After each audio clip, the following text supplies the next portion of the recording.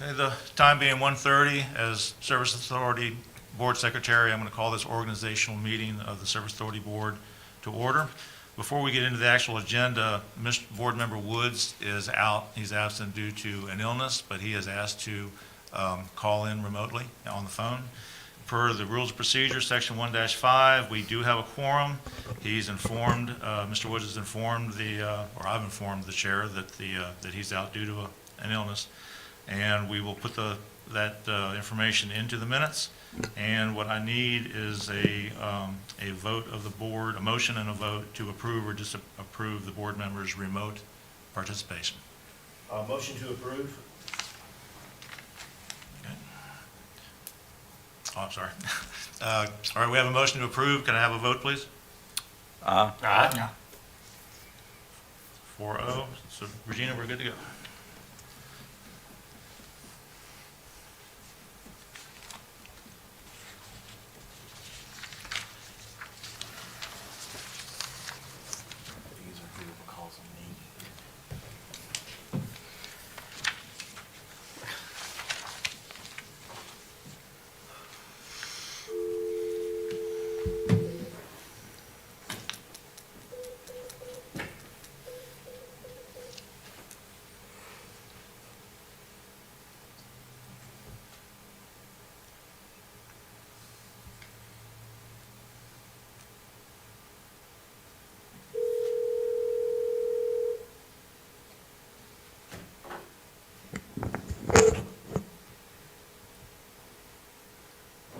Hello?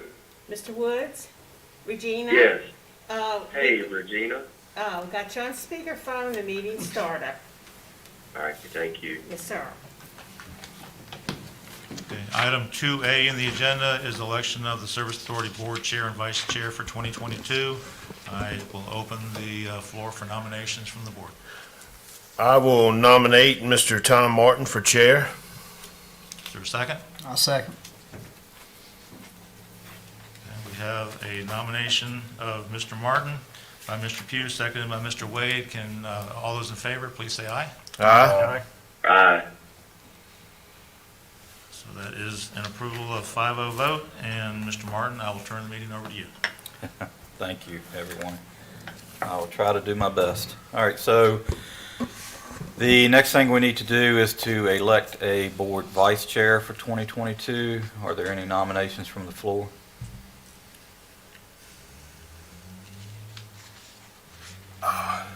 You and Turner and Mr. Woods, you both came on at the same exact time. Correct.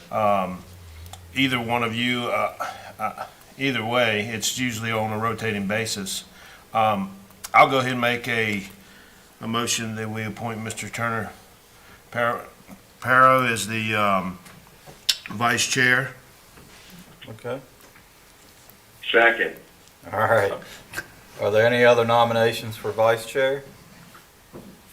All right, if not, all those in favor signify by saying aye. Aye. I vote aye. Are there any opposed? All right, very good. Congratulations, Mr. Perro. Okay. So the next thing on our agenda is the appointment of the Amherst County Service Authority Treasurer, Mr. Hopkins. Okay, this is, again, part of the reorganization. Typically, or historically, the Amherst County Treasurer has pretty much always been the Service Authority Treasurer. And so I guess, Mr. Martin, you need to call for a motion and a vote. Okay. Is there any discussion on maintaining that relationship? If not, is there a motion to appoint the Amherst County Treasurer, Joanne Carton, as our treasurer? Mr. Chairman, so moved. All right. Second. All right. All those in favor signify by saying aye. Aye. All right. Aye. Very good. Congratulations to Ms. Carton. All right, next thing on the agenda is the schedule and location of the regular Service Authority Board meetings. Board, do you see any reason to change our location and times, which are right now at 1:30 p.m. the first Tuesday of the month here in the Amherst County Public Administration Building? All right, is there a motion to that effect? I'll make a motion that the monthly meetings stay the same as is. All right, thank you, Mr. Wade. All right. Do we do this the same way as the board does? It doesn't require a second? I don't think so. Okay, so there's a motion on the floor to maintain our current schedule and location. All those in favor signify by saying aye. Aye. Aye. Aye. Very good. So we're saying the same. Next thing is the resolution 2022-A-0001-R, Code of ethics, the basically. Code of Ethics. Right, okay. All right. There were no changes from what we've done in the past. All I did was change the dates on the documents. Okay, is there a motion to adopt this resolution for our Code of Ethics? So moved. All right, any discussion? All right, if not, all those in favor signify by saying aye. Aye. And I vote aye. Okay, very good. So the next section on our agenda is citizen comment. Are there any citizens that would like to speak to the Service Authority? If so, please come up to the mic and state your name and tell us what's on your mind. My name is Terry Morcom, and I'm here just basically, I've got a conceptual layout for a project in the Madison Heights area that we need. Is it on? All right, that we need some help with on the sewer end of that. Water's available, sewer's in the vicinity, but it's not there. I have a conceptual layout if y'all would like to take a look at it. It's a project it's a senior project that we're trying to get off the ground, pretty much at the intersection between, I believe it's Colony Road and then Old 29 going to downtown Lynchburg. So it's a stoplight right there. It used to be, it's right in that crosshairs where Webb Sporting Goods used to be, if you know where Webb Sporting Goods used to be, but it's right there. Is it on the north side, So it's across the street from Webb's?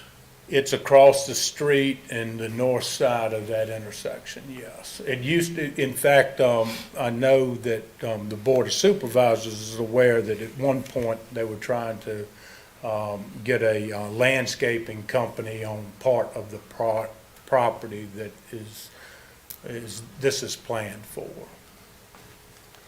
So I think it was like, what was it, last year, I think a landscaping company was trying to purchase that land, and I believe that got denied. But the property came back on the market, and it's a right at a 44-acre parcel of land that is a combination of that and another piece of land that we're trying to work towards a senior project on. And several people have seen this that are in the room, but not, and it was suggested to me that I bring it in front of this board so that y'all could potentially help work a pathway to this happening. So any interest in seeing the conceptual layout? Well, I don't think we would do that at this time in citizen comments. I think at least what I would urge you to do is to work with Mr. Hopkins, let him know what kind of support you need from the Service Authority, and then he can bring that to us on a future agenda so we can discuss doing it. And he and I've had, we've had several discussions on this already, so. All right, very good. He's fully. Board members, do you have anything? This was actually brought up at the January 18th supervisors meeting. It was discussed briefly, and the supervisors asked me if I would go ahead and prepare some kind of a preliminary cost estimate to get a sewer extension up there. So I'm going to do that unless you all have any objections. Very good. Sounds good. All right, Okay. thank you, Mr. Moore. All right, well, I'll see y'all. All right, sir. All right, are there any other citizen comments? If not, we'll move on to the approval of minutes We have December 7th, 2021, January 18th, 2022, and January 19th, 2022. Mr. Chair, can I abstain from December 7th since I wasn't All on right. the board at the time? Let the record show that Mr. Wade is abstaining from December 7th as to not being on the board at that time. Mr. Chairman, how do you want to do it? One at a time? We can do them all together if you like. Or Let's do one at a time. Okay. So, for another reason. Mr. Chairman, I'll move the minutes for December 7th be adopted. Okay. Any discussion? All those in favor of adopting December 7th, 2021 minutes as prepared, please signify by saying aye. Aye. Aye. Aye. And one abstention. Very good. All right, January 18th, 2022. Mr. Chairman, I'll move the January 18th joint ACSA board meeting with Amherst County Board of Supervisors All right. minutes be adopted. All right, any discussion? All right, if not, all those in favor of the motion signify by saying aye. Aye. I vote aye. All right, very good. Okay, January 19th, 2022. Mr. Chairman, I propose an amendment I'd like to amend these minutes or correct a portion of these minutes. If you would please, if the corrected or amended minutes would show that I was absent for the first vote, that would be item number 2 on the ACSA 2022 budget. My name would be moved to the absent. And Mr. Chairman, I will move that those be adopted as amended. Okay.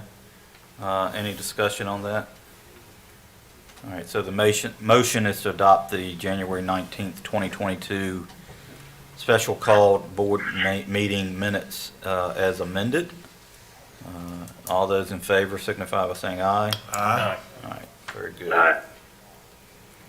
Okay, monthly financial report. Mr. Hopkins? For the rest of the meeting, like I said, we've got a lot of stuff to cover, so I'm going to kind of race through this through all this stuff. So just stop me if you have any questions, and I'll answer any questions or slow down. Mr. Chairman, can I suggest that maybe we dispense with the November report, move straight to the December report since it's just a year end? Very good. All right, anybody, Fine with me. everybody good with that? All right, if you move to December 2021, Mr. Hopkins? Is that going on to December? Yes. Yes. Okay. All right, water sales improved over 31% compared to the previous month. A quick review of the report at the top shows that for the year, Service Authority is significantly down in water sales, almost $460,000, almost 12% compared to 2020. But I went through and went back and looked at all of the VDOT reimbursements. As I've explained before, the reimbursements for the Woody's Lake Road water and sewer relocations totaled over $1.1 million. And the only way VDOT will do that is by electronic deposits, which our accounting software only allows to be done as water sales. So it artificially inflates the numbers for both 2020 and 2021, especially 2020, because those reimbursements are twice as much in 2020 versus 2021. If you take those numbers out, because they're not water sales, it actually reduces that almost $460,000 deficit to a little over $74,000, about 2.4%, which is still a deficit, but much less than the 12% I mentioned a couple of minutes ago. And it's reasonable to expect that, given the training center finally closed. We got the water sales were down to almost nothing from there. If you look at COVID, if you looked at I've reported in the past about the national trend in lower water usage and the decrease in water usage regarding low flow plumbing fixtures. So the number is more reasonable. Looking at the Water Department total revenues for the year,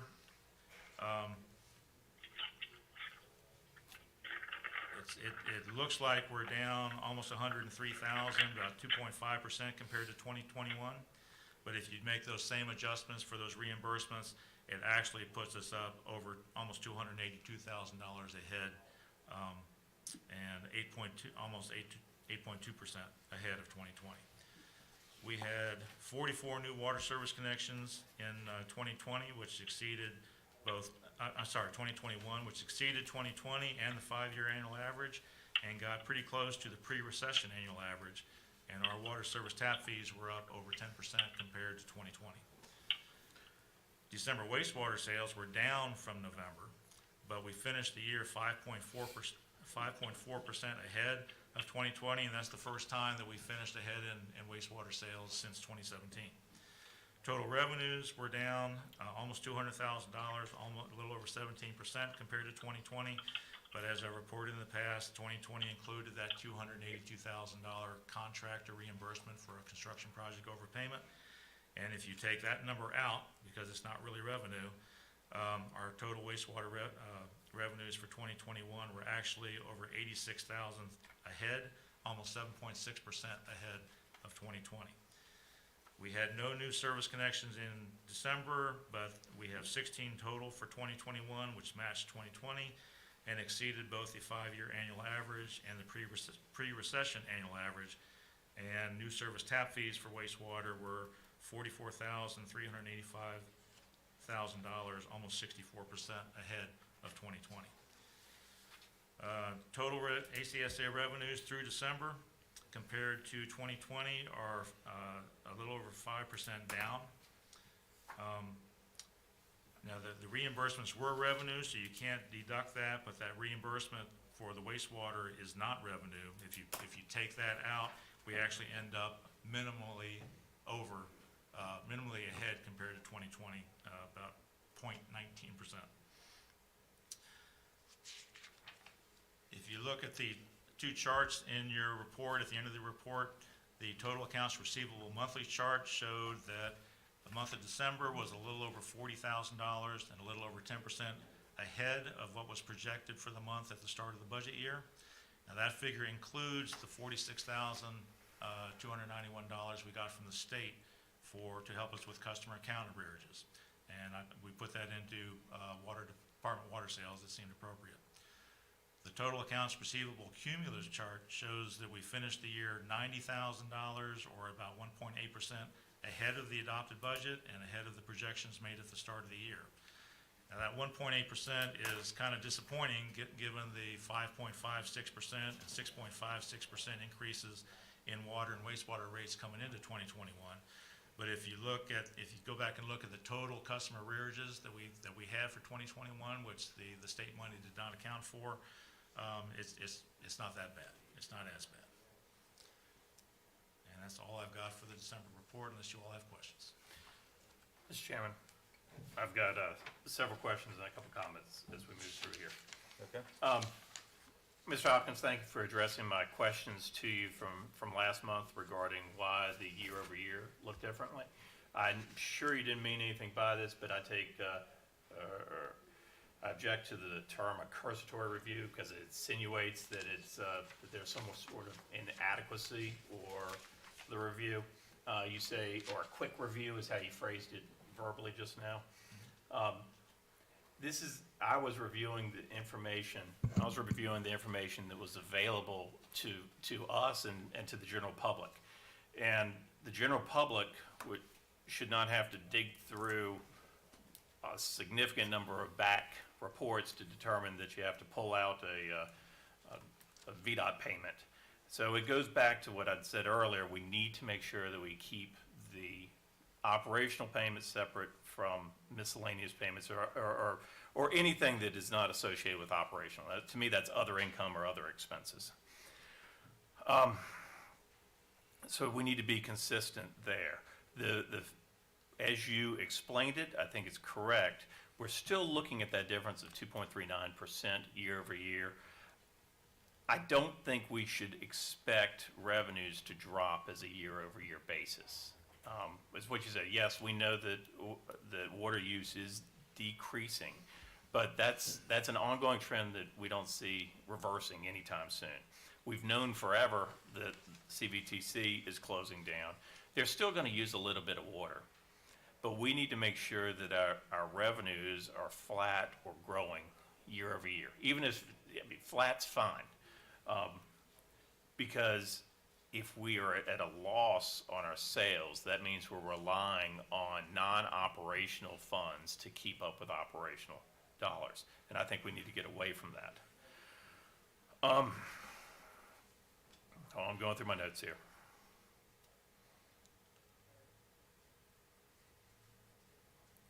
So the total revenues, we reflected the total revenues to be the same. So the total revenues include what I would consider miscellaneous revenues or other revenues, as well as the revenues for sales. So the monthly report changed. I'm having trouble with this paragraph. Similarly, revising the water department total revenues shown in the monthly report changes the 103,000, 2.45% deficit shown for 2021 compared to a 2021 281, 282,000 plus 816. So you're saying that there's a swing when you remove. Help me out. What are you saying there? What page are you on? Sorry, page 2, paragraph 1, 2, 3. Second.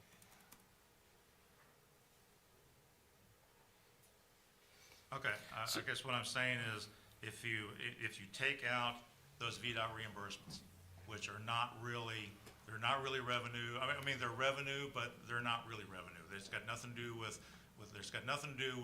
what we do. It wasn't water sales. It's It's other other revenue. stuff. I mean, it's miscellaneous stuff. And to me, it's reasonable when you're trying to figure out how we did in 2021 compared to the previous year. It's reasonable to deduct those numbers because they are, as I said, they artificially inflate the revenues from both years. Okay. I think generally as an authority, we need to be careful about the assumptions that we're making, what we're doing, because we need to be transparent to any of our citizens that want to understand how the numbers work and understand. Well, the board is getting ready to discuss raising water rates, and we need to be able to clearly articulate and respond to somebody that asks, why do you have these rates? And the finances are not as clear as I would like them to be. All right, so, and let me state that I'm not saying there's anything wrong with the finances. I'm not questioning the accuracy. It's how it's reported and consistency in the way it's being reported. So on the wastewater side, you made the comment about the contractor overpayment reimbursement, which is not revenue. That is correct. To me, that's a contra expense, but it's a capital expense, so it shouldn't have been an expense anyway in a profit loss, on a profit loss basis. That should have been a return of a capital payment. So again, it's a consistency of how this is being reported. Nothing wrong with the numbers. It's just how it's being reported and how we can be consistent in it. And then we see that VDOT. It's really a blend between operational money and capital expenses. Here's where I'm driving. We operate under, it sounds like 4 different sets of books at any given time. The first set of books is the previous year's audit. So that audit is being worked out, and you've got a series of audited numbers that will come out at the end of that process. We have the current year budget that we are working on that's been adopted by us that will become the audited numbers after the end of the year. And then we're beginning on projecting what the next year's, the future budget is. So those are 3, but there's a 4th, which is what's presented here. 3 out of 4 of those are in some sort of accounting-based system, which is this the county, is this the treasurer's system that is reporting to the audit? That's all right. That's a question, I guess, to anybody that can answer. I think it's mostly the county finance department is reporting, well, actually both of us are reporting information for the audit. Well, Ms. McBride's here. Can you comment on that, ma'am? Oh.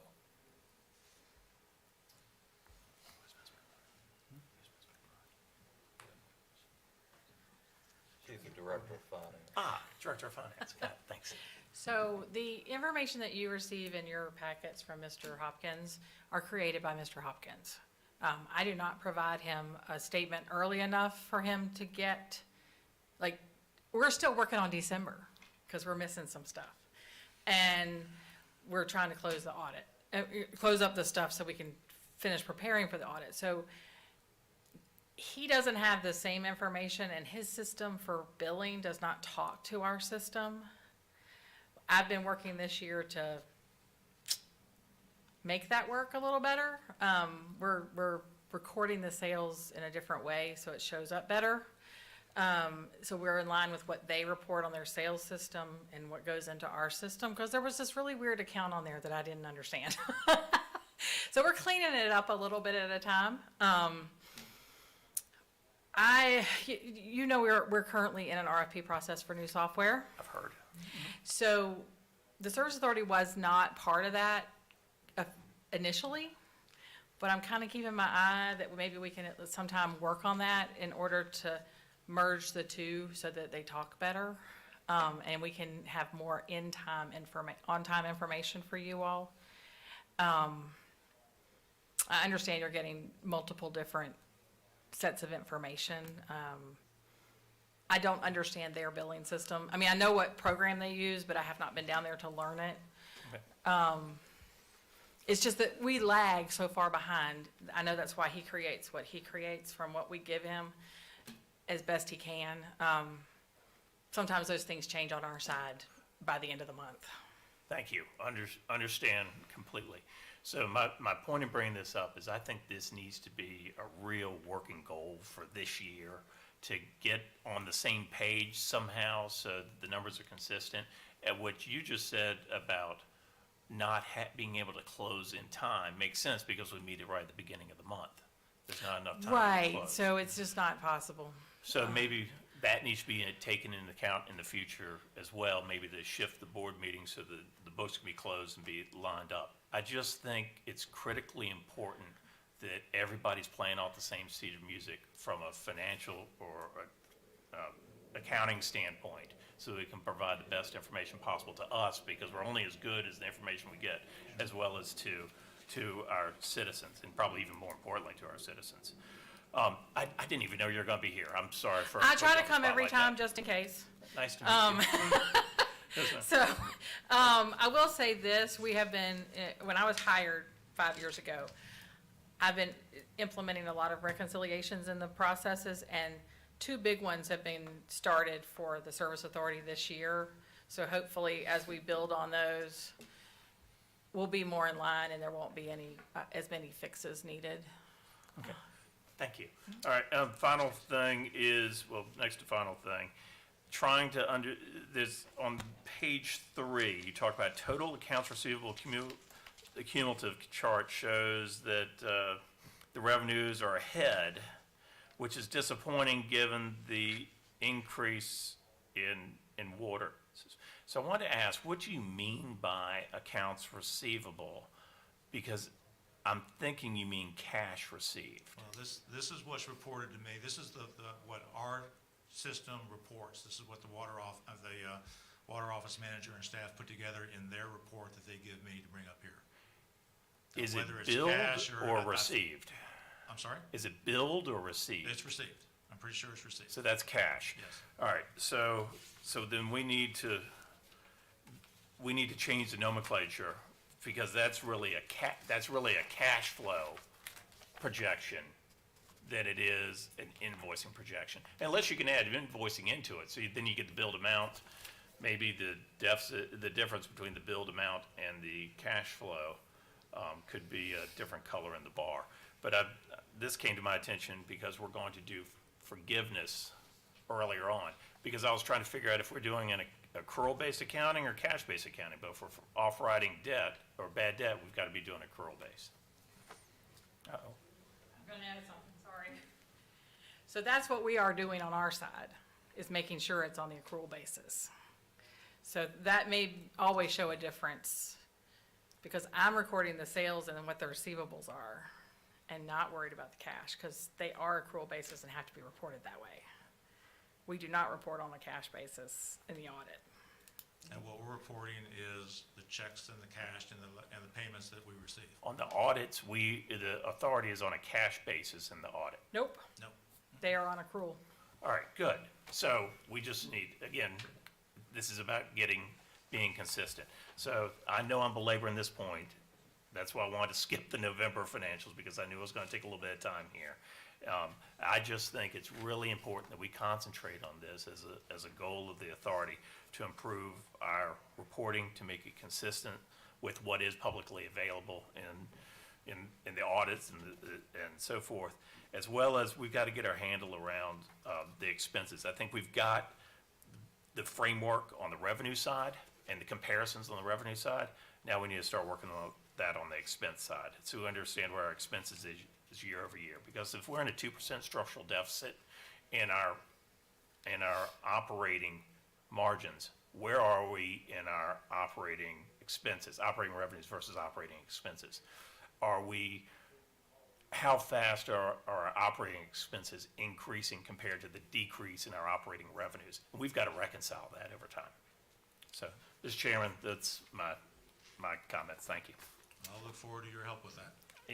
I'm here. It'll be very welcome. So, Mr. McBride, if I may ask you one more question. So, obviously, you mentioned the new financial system software, and that it may be, that the Service Authority is not a part of that right now, but it may be able to be. What would have to happen for that to occur? We probably would have to go out for RFP for the utility program and involve Mr. Hopkins, Mr. Hall, the key players at the Service Authority to make sure that we get something that once we decide what the base system is, that will talk to it. Because I know they're on Tyler Munis, and I would be surprised if that's who we choose.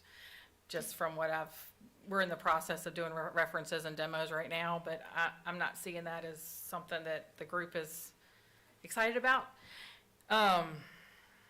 But I know that the other systems have the ability to make a utility system talk if it's the right one. I think the one they have is probably pretty dated, because I know when I was in Appomattox, we got rid of the little cards. And we're still getting the little cards here. And it's very much, I think it would be a plus. And I put that in the back of my head to kind of ask some questions about that when we get to that point, as to which ones they can talk to. Mr. Chairman? Yes, sir. Could I recommend that I guess either we request that the county receive a proposal from the selected vendor for a change to their contract that would incorporate what's needed, and that's going to be discussed between you all I can, for review. I can ask Mr. Profit to do that for us, like make that request for us through the purchasing. Once we've kind of figured it out. What I will say is that our financial system is actually Mr. Hopkins' official records. It's just like the schools. So we have to keep this one solid, and hopefully with the right financial software, they will have access like that. That's my plan. I think that's a very good recommendation, and one we ought to pursue. I will bring that to Mr. Profit. Okay. Are there any other, thank you, Ms. McBride, are there any other comments on the December financial report? Mr. Wood, anything? Okay, well. No. Okay, thank Sorry. you. Make sure you're still with us. All right, so we'll move on to the executive director's report under old business. Thank you, Mr. Martin. Look at the report. Everything that is in red text is things that that are updates from last month. Under the James River Bank project, I'm still working with Representative Ben Klein's office for a congressional earmark to fund the permanent project, and I expect to hear back from that. I talked to his aide, emailed about 2 weeks ago, and he said he's working diligently to see what they can do. We are continuing to stockpile construction material. I talked to the Hurt and Profit yesterday about their nationwide permit work for us, and the information I got is that we can proceed with our temporary project as soon as we have enough materials to proceed. And I've got the Hurt and Profits new grant administrator looking into various grant opportunities for sewer repairs, replacement, upgrades for this and other projects. Under the infrastructure projects, the Lakeview Drive, the American Legion Hall area project, the sewer extension, is I think I've got the Dixie Softball Association easement pretty much wrapped up. I need three more easements, and we can proceed with that project. The lift station, pump station upgrades, we just did we replaced a pump at the Dillard Pump Station, which returned it to full operation after a while. It was limping along on one pump. That got all of our pump stations back to full operation, and this year we're going to inaugurate a new procedure where we overhaul a one pump station annually, everything. So every 10 years, every pump station will get a complete overhaul. The VC Mobile Home Park, the first phase of that project is the Colony Road water main extension. VDOT has approved the variance and the plans. We've got the materials for the first 450 feet of that work, and as soon as the asphalt plants open again, we will start that work going down Colony Road. Costs have skyrocketed and material lead times are long, but we're going to do everything we can, and of course we're starting with the $250,000 we got from the state to do this work. I've submitted the first reimbursement for that work to the state for almost $12,000. I expect to get that payment, that reimbursement this month. And we're working with the CBTC staff and VDOT to finalize survey of the existing water mains within the campus that will eventually be replaced with new lines because of their age. A lot of good information on the Graham Creek Reservoir Dam Improvements Project. We've gotten the plans approved, a dam alterations permit, and our operations certificate from DCR and DEQ approval of the plans. We advertised the construction on January 23rd. You can see the schedule there. What I'm hoping is that I'll be back on March 1st for board approval to sign the contract and proceed with the work. And we expect to be starting about mid-spring and be done before the end of the year. I sent you all, just found out about mid-afternoon on Friday that there were, from Hurt Profit, that there were 2 grant opportunities on this project. One for $42,900 from DCR for construction administration, one for $250,000 from DCR for construction. And so I got sent you all the resolutions that we had. Let you all know this was coming up, and I had to redo the board agenda for today. But also went through and did the required resolutions, which have to be presented today because the applications have to be submitted before the end of February. So you've got them in your packet, and I'm looking for motion and approval of resolutions 2022-A-002-R and 003-R for these grant applications.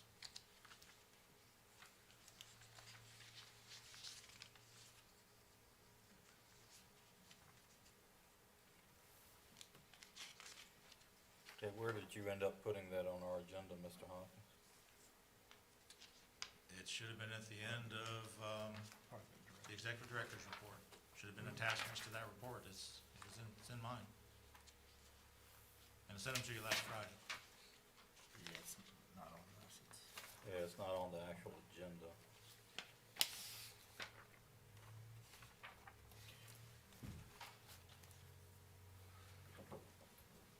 It's in the agenda item report for executive director. That's fair. I'll add it as new business. I'll be happy to add a Sure. agenda item.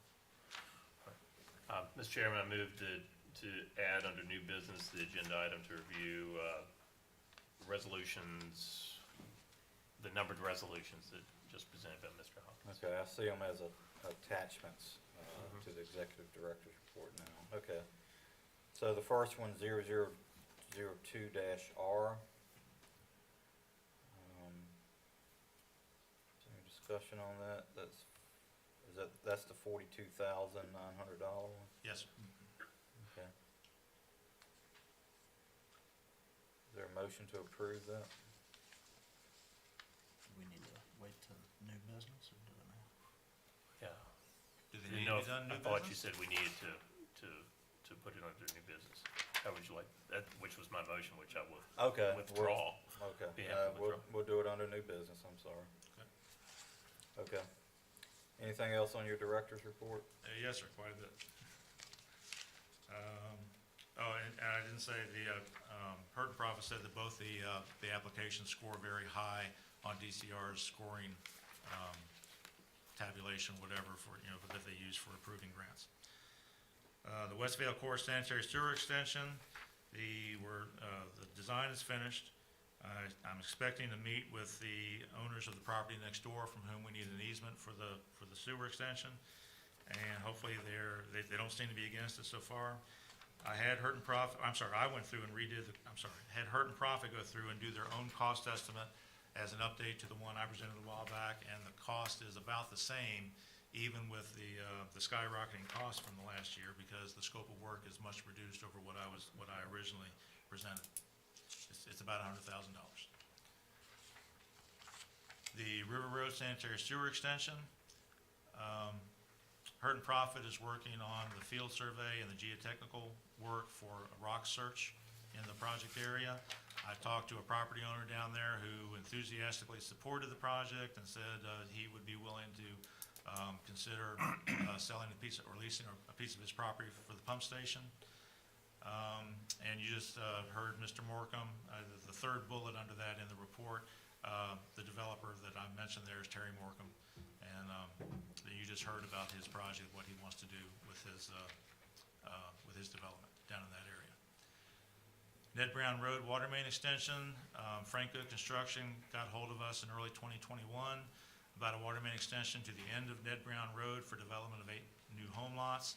It's a 750-foot extension in an easement outside the road right away. And we've got materials, and we've got we're going to put in we're going to provide the labor and the equipment. The developer, Frank Good Construction, has put in an application to the EDA to fund the materials and the engineering services, so we're waiting to hear back on that. And the developer is providing the easement, clearing and de-stumping the easement. So it's a three-pronged funding arrangement for the project, similar to what all three of us did on a similar project in Madison Heights back in 2018. So we're expecting to start that work as soon as the weather improves this spring. Under COVID-19, I already mentioned we got the state grant on customer arrearages, over $46,291. That money is being applied to customer accounts right now. We have to have that done before the end of this month. Any money that is not used has to be returned to the state, but I'm planning on using every penny of it. And the last thing is the low-income household water assistance program. We're part of a committee of utilities that is working with the Department of Social Services and various associations, state associations for water utilities in Virginia to establish this program. What it's going to do is provide one-time assistance of up to $2,500 for people who have arrearages in their utility bills. There's information in there. It's just what is where we are on it. It's the federal government who is funding this thing is trying to accelerate it much faster than DSS thinks is reasonable to be able to come up with a program that's going to work. We met on December 7th and January 26th, and we have another meeting on February 8th. So I'll keep you informed of what's going on there. And that's all I've got on my report. Any questions for Mr. Hoffman? I do have one. Yes, sir. Okay, great. As far as the preliminary cost estimate you were doing, you were going to take on for Mr. Morcom. Yes, sir. What's the timetable on that? When do you? I expect to wasn't have given it? one anything. I'll get it as quickly as I can. All right, thank you. All right, is that good? All right, Assistant Director's report. Thank you. I guess looking at the clock, due to the shortage of time, with permission, I'd just like to discuss a couple of the items I had. Very good. Because you got a lot to cover in the rest of the agenda. Number one, I guess, I want to talk about item number 2, the Henry Lanham Jr. Water Filtration Plant Gas and Diesel Pump Replacement. The contractor did, he showed up as scheduled on January the 11th. The replacement went well. The startup of the new pumps were on January the 14th, and on January the 18th, we received our final inspection from the Amherst Inspection Department, and we resumed our dispenser operation of diesel and gas. So we've gotten our warranty and operation and maintenance manual information from the vendor, and things are going well with that. The next item is our new ACSA website. We've been talking about this, and I went back and looked, and I started this project looking at procurement way back in August of 2021. It's been a pretty lengthy project, and a lot of time. We sent, or actually the executive director sent a link to the new website on January the 7th to the board members, and I just wondered, we welcome any feedback or any comments. Wonder if you guys had a chance to open that link and take a look at it.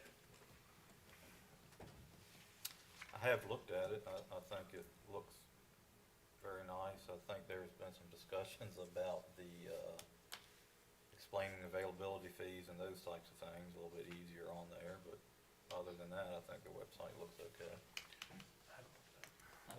I've looked at it a couple times. Depending on when I look at it, some of the links work, some don't. But and then there was at one point there was some script showing underneath, but I think y'all fixed that since the first go around.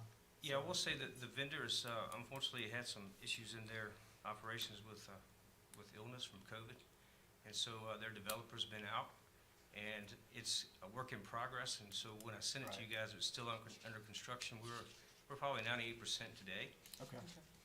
We're hoping to go live with this really soon with approval.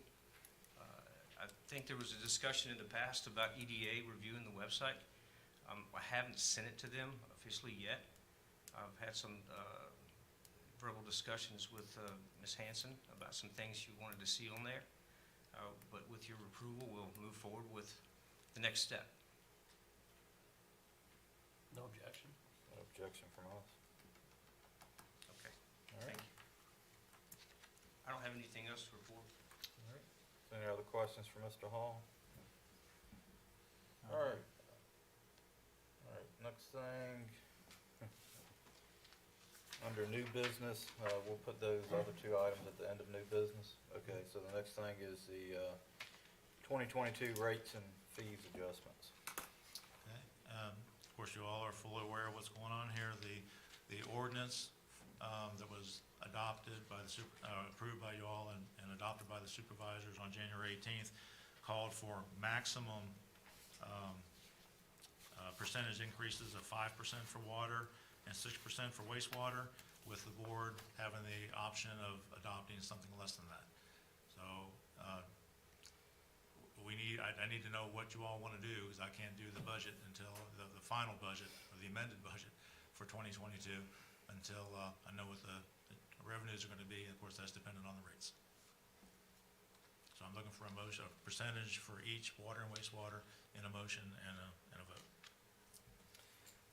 Okay, board members, you've got 3 options that were provided to us. I think we advertised for the maximum of 5% water and 6% wastewater. So what's your pleasure? You all had information on 3 different combinations. The original in September was 3.75% and 4.75%. Then and then what was adopted in the ordinance, and then midway between the two of 4.38% and 5.38%. Well, I think we had discussed about, I liked option 1. I think Mr. Martin said, well, we can meet in the middle. We can do an option 2, if I think I remember correctly.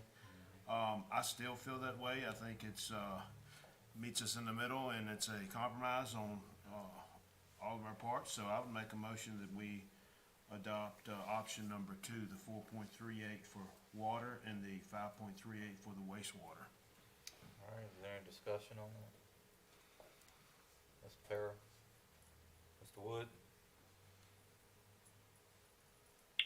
No discussion. Okay, there's a motion on the floor to set the water rate at 4.38% and wastewater at 5.38%. All those in favor signify by saying aye. Aye. All right, motion carries. Thank you very much. Okay, bad debt set off. Okay, as I've reported in the past, we do this every year.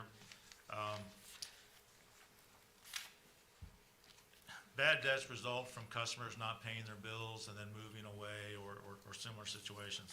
The Service Authority holds on to these debts, trying to collect them for 3 years. And at the end of the 3 years, we write them off.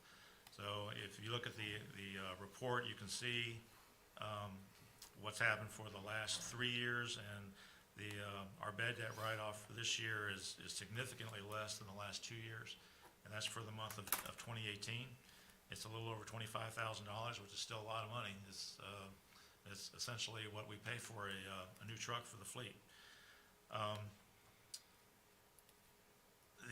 This write-off that we're doing this year is actually for the year 2018, so it's prior to the onset of COVID, so the reduction from the previous 2 years can't be attributed to the money we're getting from the state in the grants to help with customer arrearages.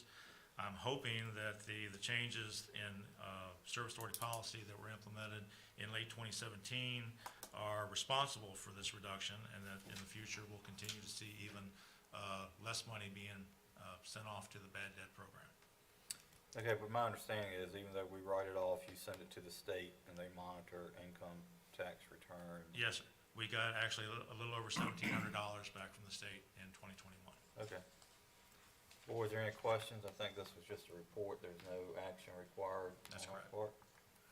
All right, if not, we will move on to the next item, which is the customer convenience utility bill payment. Okay. The board asked me a while back to look into ways to make paying utility bills easier for customers, and I just want to report it as something that we looked at. The Virginia Rural Water Association has initiated a program where a company called through VRWA, utilities can contract with a company called APS that will go through and monitor and accept these payments for us. And me and Mr. Hall and our water office manager, Ms. Haynes, looked at this. I went through, and I think Ms. Haynes went through a webinar with the APS representative and talked about it. And initially, it looked like it was promising, but we're thinking it's not a real good idea. If you look at the, I guess it's the fourth bullet point under disadvantages, credit card payments over $60, which most of our utility bills that we send out would be for, have a 2.75% service charge. And right now, we only charge 2.5%. So it really doesn't benefit our customers at all. And there's some expenses that we would have to incur. And so I'm just reporting that we're not thinking we want to go this route. We're going to keep looking for another way to do this. Mr. Chairman? Yes, sir. I took a look at this also. I appreciate the thorough analysis by Mr. Hopkins and his team. Key things I didn't like, doesn't allow for credit card payment except in person, which doesn't make any sense to me whatsoever. But worse than that was manually entering the data they provided by SCA staff, which just opens the door for errors and additional staff time. I agree with your recommendation not to proceed with this. Thanks. Thank you, Mr. Hopkins. All right, any other discussion? Well, Ms. Hopkins, thank you for looking into that. We encourage you to keep looking for ways to make it a little bit easier on our customers. We will, thank you. All right, Iron Lives. I guess Iron Lives. Lives, I'm sorry. I got this letter from them. I have no idea who they are or just other than what they said in the letter, what they do. So it's not like I'm making a recommendation. But they're apparently an organization in Lynchburg that in the letter it quotes that they are helping the youth in our community overcome negativity, and they have programs in various schools, including 3 in Amherst County. And they're looking for contributions from businesses, and I guess they're because of the way we operate, we're really closer to a business than we are to government. So they sent one to us, and I just want to know whether you all wanted to make any kind of contribution to what they're doing. My initial thought was no, yet if you had any opportunities to open up an internship to the high school for people where they may come work and learn more about water and wastewater, great. But other than that, no. I agree, no financial contribution for this, that's outside of our charter, I would say. But I love the idea of giving opportunities to youth to work in the water profession. Absolutely. Mr. Q, did you have, Oh, I agree with you all. Mr. Wood? I agree with your comments, Tom. Mr. Wade? Okay. Very good. Next item is regulatory updates. Okay, thank you, Mr. Martin. I just wanted to give you all an idea of some of the things that we're looking at and facing in the jurisdictional agencies that we have to respond to. All this information is coming from meetings in December and early January with associations that we belong to. And actually, they've actually started a weekly legislative update on a lot of the bills that are in the General Assembly. Just to talk about briefly about some of them, the PFAS is the first bullet there. The perfluoroalkyls and polyfluoroalkyl substances, they are what they call eternal substances or eternal chemicals. Once they get into you, you cannot get rid of them. They are. My understanding is at least some of them are carcinogens. So EPA is pushing the utilities throughout the country and the states, of course, to do something about this. In the last couple of years, Virginia has done a lot of testing for PFAS substances in waterways throughout the state. And the map that I've seen shows that we really don't have much of a problem here, especially in central Virginia. There's all throughout the state, the sample results have come back that the levels in the state are well under the EPA health advisory level. No Virginia test results are even approaching that.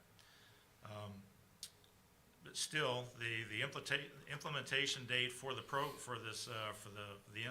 minimum contaminant levels program was January 1st, about a month ago. And Virginia has been maintaining, the Department of Health has been maintaining for several months now that they're not going to be ready, and they're not ready. So there is a bill in, it's House Bill 919 in the General Assembly right now, which is proposing that our implementation deadline be moved up to July 1st of 2025. And the utilities throughout the state and these associations we belong to are all pushing for that.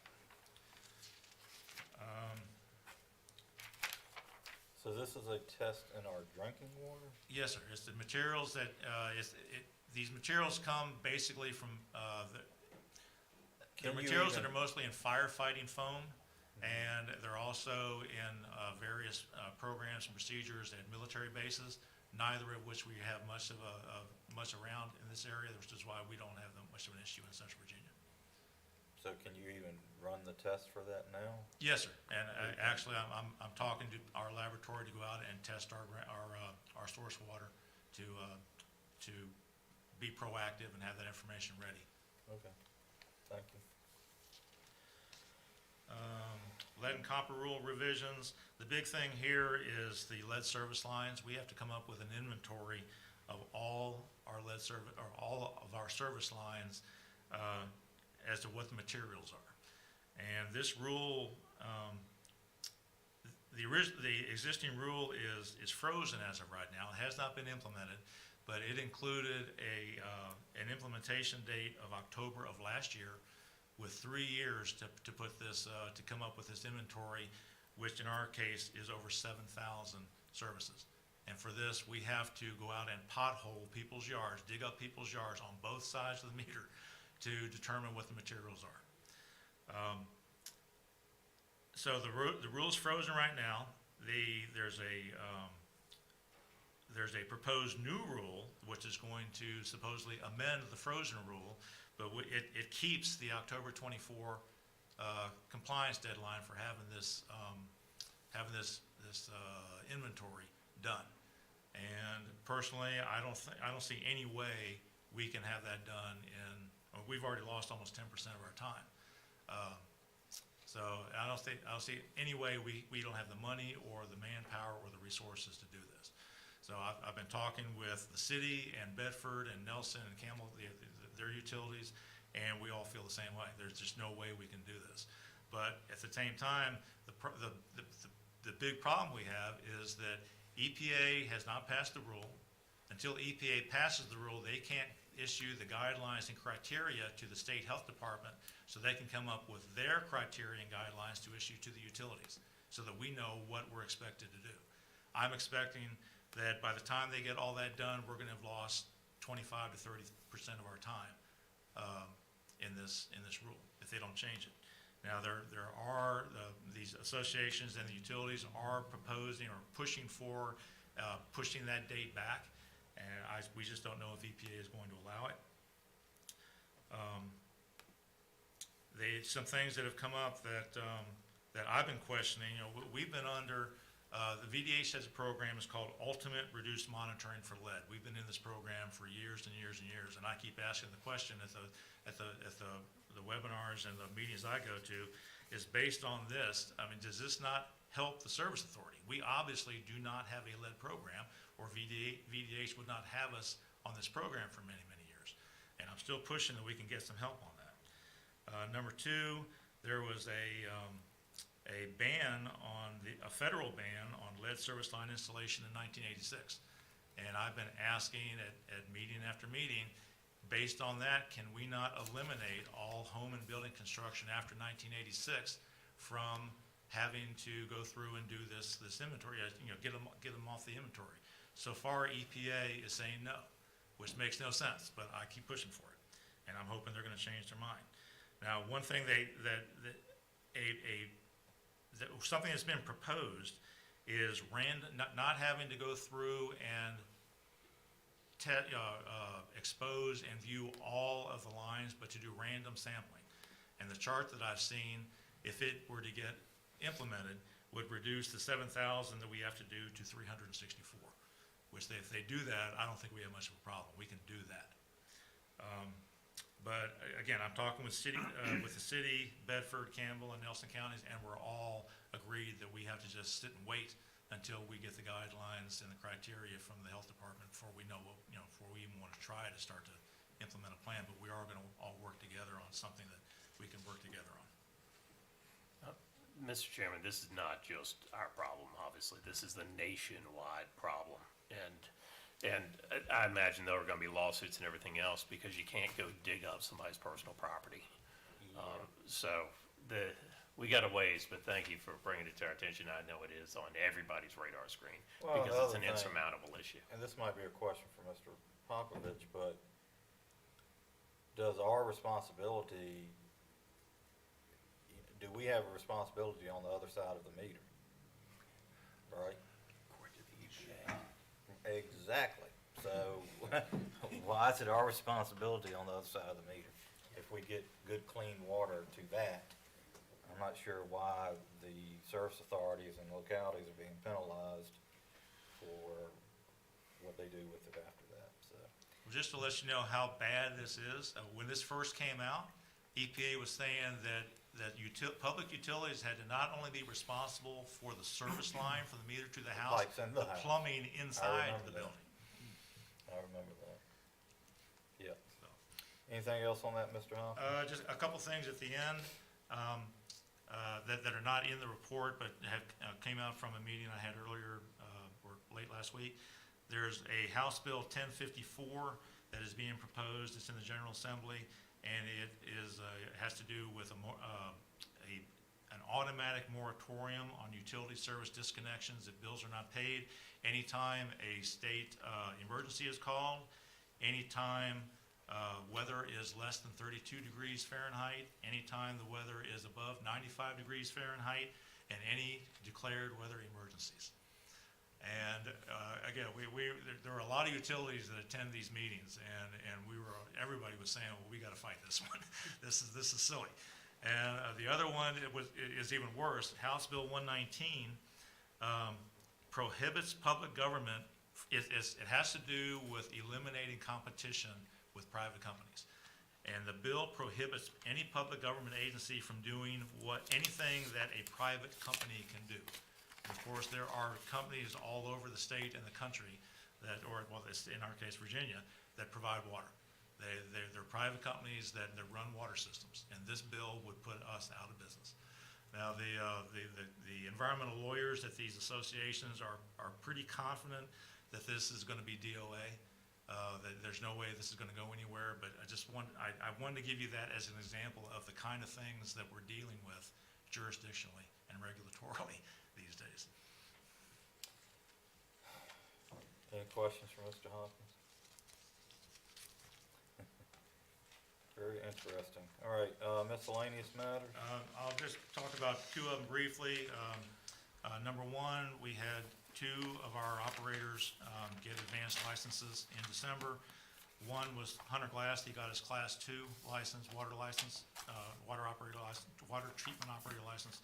I had reported to you in December that we were going to have an issue with a new health department rule that changed the licensure requirement for being able to operate the water plant by himself from a Class 3 to a Class 2, and that was going to cause us a lot of scheduling problems. But Hunter getting this Class 2 pretty much eliminated that issue. Apprentice Nate Trumbo, who's been with us for less than a year, got his Class 4 water operator license in December. And apprentice Berkeley Taylor, who has been with us since July. He was going to take the test in January. I haven't heard yet whether he actually did and what those results were. The second thing I want to talk about was the ACSA board emails that Mr. Hall has set up, along with setting up the new website. I wanted to confirm that all those websites, email addresses are working for the board members. Have there been any issues, or have you all had a chance to check them, or are you receiving the ones that I'm sending? Yeah, I think I'm locked out. I'll leave it at that. I am getting them. I would appreciate to continue forwarding them to my county email address also. Okay.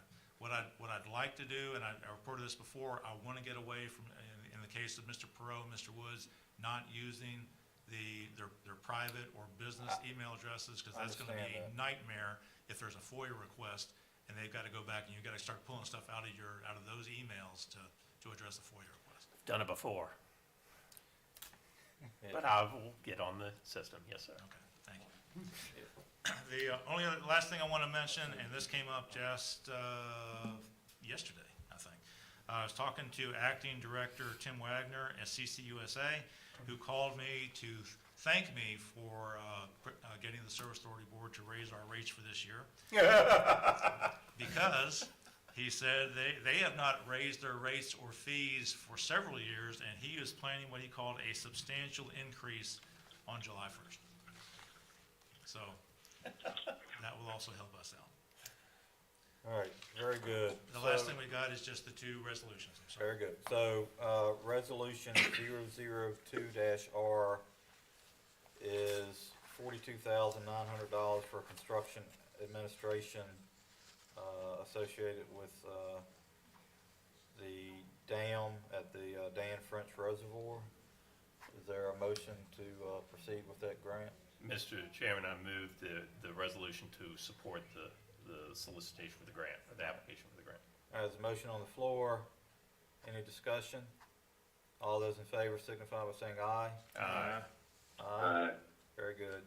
The next is resolution 003-R, which is for $1.9 million, which is cost of the improvements to the dam at the Dan E. French Reservoir. Actually, it's $250,000. The $1.9 million is the total cost. Oh, I'm sorry, The grant is $250,000.